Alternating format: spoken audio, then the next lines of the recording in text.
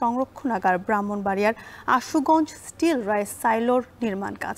দফায় দফায় বাড়ছে প্রকল্পের মেয়াদ, তবুও নেই আশানুরূপ অগ্রগতি। এ নিয়ে আরও জানাতে যুক্ত হচ্ছেন আজিজুল সঞ্চয়। আশুগঞ্জ স্টিল রাইস সাইলোর নির্মাণ কাজ নিয়ে কর্তৃপক্ষ কি বলছেন জানাবেন।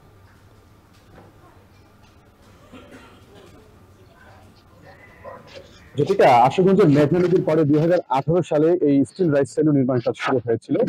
এটি ঠিকাদারি প্রতিষ্ঠান তমা কনস্ট্রাকশন লিমিটেড নির্মাণ কাজ করছে। তবে এটি আসলে নির্মাণ কাজ শুরুর পর থেকে কিন্তু বিভিন্ন ধরনের সংকটের কারণে এটি বারবার বিলম্বিত হয়েছে প্রকল্পের কাজ। এখন দেশের পরিবর্তিত পরিস্থিতির কারণে এই যে ঠিকাদারি প্রতিষ্ঠান অর্থনৈতিক সংকটের কারণে এখন যে প্রকল্পের কাজটি তারা ধীর গতিতে করছে। আমরা আজকে এসে এখানে যেটি দেখতে পেয়েছি যে মাত্র 3 জন শ্রমিক এখানে সীমিত পরিসরে কিছু কাজ চলছে।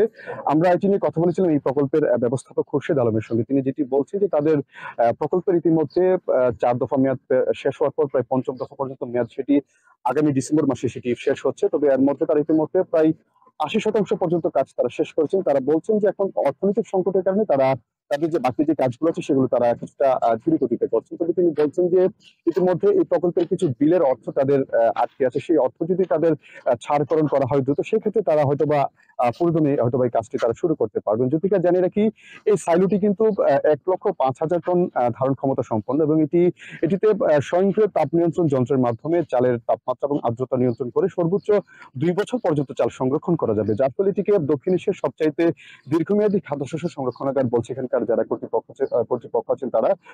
আরেকটি তথ্য বের কিছু দিকে ব্রাহ্মণবাড়িয়াতে কিন্তু সরকার চট্টগ্রাম বিভাগের মধ্যে সবচাইতে বেশি পরিমাণ ধান এবং চাল সংগ্রহ করে থাকে, যার ফলে আসলে এখানকার যে খাদ্য গুদামগুলো সেখানে কিন্তু সংকটের কারণে নির্ধারিত সময়ের পর আসলে এই চালগুলো তারা দেশের বিভিন্ন অঞ্চলে কিন্তু তারা পাঠিয়ে থাকে। সেক্ষেত্রে আসলে এই খাদ্য গুদাম বা এই যে রাইস সেল সেটির গুরুত্ব কিন্তু ব্যাপক এবং খাদ্য নিয়ন্ত্রক কানিজান বিন্দু বলছেন যে তারা এই সাইলোটি যদি তারা কাজ শেষ করে তাদের কাছে হস্তান্তর করা হয়, সেক্ষেত্রে এই যে তাদের যে একটি যে সমস্যা থেকে অর্থাৎ চাল সংরক্ষণে তাদের যে সমস্যার পথে সেটি কিন্তু আর থাকবে এবং চালের পুষ্টিগুণ কিন্তু অটুট থাকবে বলে জানিয়েছেন।